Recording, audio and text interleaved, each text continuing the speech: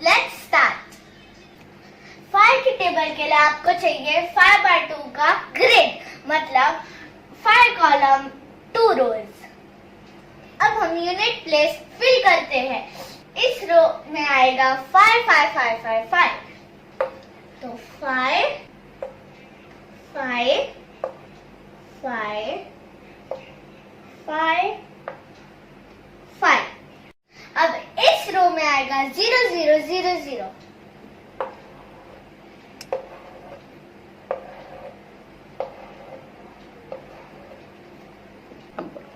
अब हम फिल करेंगे टेंस का प्लेस।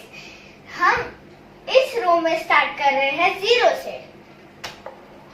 0 1 2 3 4। इस रो में हम स्टार्ट करेंगे 1 से। 1 2 3 4 5।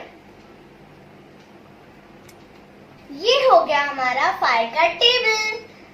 5 1 जा 5, 5 2 जा 10, 5 3 जा 15, 5 4 जा 25, 5 जा 25, 5 6 जा 30, 5 7 जा 35, 5 8 जा 40, 5 9 जा 45, 5 10 जा 50।